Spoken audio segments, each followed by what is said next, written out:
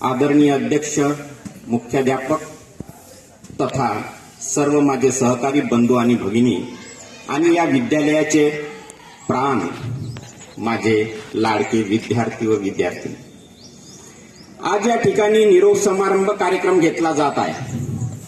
पण मी काय बोलणार, तुम्हाला सांगण्या इतका मी काही मोठा नाही.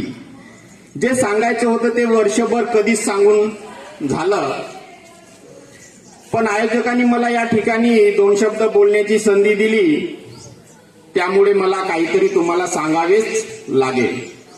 पायत्या घागरीत पाणी टाकण्यासारखं का होईना, पण सांगणं आवश्यकच आहे. त्याचा काही फायदा नाही हे मला चांगलं ठाऊक आहे. आता ही वेळ गेलेली नाही. तुम्ही अभ्यास केला पाहिजे. वाचनाची खडगी घर भरण्यापेक्षा पाठीचा कणा ताट ठेवण्यासाठी विद्यार्थी जगला पाहिजे. हा संदेश त्या वशातून आल्या आमच्या वारसा नाही तोच आहे आणि आमच्या पुढचं आव्हानही सगळ्यांना मोठं तेच आहे.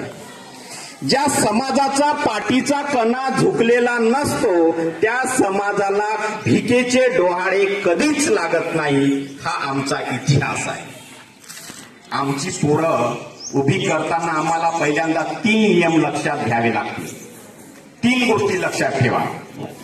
आमचं पोर पहिल्यांदा पायावर उभे राहू द्या, त्याच्या हातात कंदील द्या, त्याला सांगा तुझ्या पावलापुरता प्रकाश आम्ही तुला दिला आहे, तुझी वाट तू निर्माण करायची आहे. पावलावर उभा केल्यानंतर दुसरी गोष्ट त्याला सांगा, जी माणसं पायाने चालतात ती फक्त अंतर कापतात आणि जी माणसं डोक्याने चालतात ते धैर्यापर्यंत पोहोचतात. आपली पोरं पायाने चालायला उभी करायची नाही तर डोक्याने सुद्धा चालली पाहिजे. नंतर तिसरा नियम सांगा, आपल्या डोक्यात आणि आपल्या शेतात काय पिकते त्यापेक्षा आपल्या बाजारात काय विकते ज्या माणसाला कळते तो समाजात प्रगती करत असतो. आम्हाला ते पहिल्यांदा कळायला पाहिजे. आम्हाला आव्हाने कितीही असतील, संस्कार आम्हाला करणे हे काळाची गरज आहे. विद्यार्थ्यांना जागृती केली पाहिजे. मस्तक सुधारलं पाहिजे. भाऊ आणि बहीण होते, रस्त्याने निघाले होते. भाऊ होता 5 वर्षाचा, बहीण होती 20 वर्षाची आणि समोरून एक सायकल सर एक पोरगा आला आणि त्या बहिणीच्या छातीला बोट लावलं आणि बहीण होती 20 वर्षाची, तिने ते वैतागली, पायातून सँडल काढली आणि खाड दिशा त्या सायकल सराच्या तोंडात मारली. 5 वर्षाचा भाऊ विचारत होता, ताई तुला तर त्यांनी एकच बोट लावलं, तू त्याला 5 बोट लावायची, सँडलनी कशाला मारलं? काय झालं असं? याच ठिकाणी 20 वर्षाचा जर युवक असता त्या बहिणीला असं केलं असतं तर काय केलं असतं? ताईची सँडल निघायच्या सायकल स्वराला तिथेच आडवा केला असता. आमच्या समाजाचं असंच झालेलं आहे. आमच्या जागृतीचं वय आहे 5 वर्ष. आम्हाला 20 वर्षाची डोकी तयार करायची आहे. त्या वेळेवर आमच्यात काय अन्याय होतील हे आम्हाला पहिल्यांदा कळायला पाहिजे. कारण अन्याय व्हायची जाणीव व्हावी लागते, मग अन्याय विरुद्ध माणूस पेटून उभा राहतो. पहिल्यांदा आव्हान हे स्वीकारायला पाहिजे. ही गोष्ट आम्हाला लक्षात आली पाहिजे.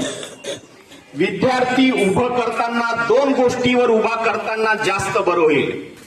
आम्ही सगळे एक आहोत, एक संघटित आहोत. असे उभे राहिले तर समाज उभा राहील, हेही आमच्या लक्षात आलं पाहिजे.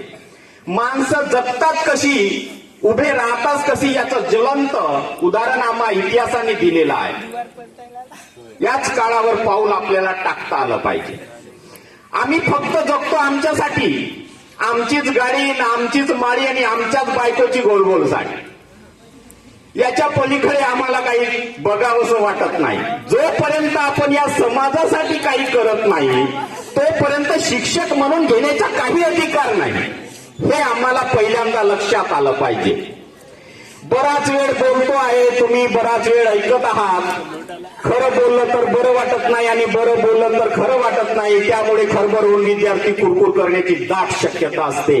जाता जाता एकच आव्हान पेलायला सांगतो आणि मी इथे थांबतो. तुम्ही खूप मोठे व्हा, खूप मोठं नाव कमवा, सगळं जग जिंका. जगाच्या पाठीवर पुढे तुम्हीच राहा. अमेरिकेला जा, पण इथल्या मातीला कधी विसरू नका. खूप गरम अशा गादीवर झोपा, पण आजीच्या गोधडीला कधी विसरू नका. बाहेर जाऊन चायनीज खा, पण आईचा कांदा भाकर मात्र कधी विसरू नका. आमच्या आयुष्याचं लेणं शतजन्माचं देणं असतं. हे संस्कार याच शाळेत मिळतात हे मात्र विसरू नका. आणि तुमचे जे लहान भाऊ वर्ग 5वीत असतील त्यांना या शाळेत पुन्हा ऍडमिशन करा अशी तुमच्याकडून अपेक्षा करतो आणि मी इथेच थांबतो. धन्यवाद.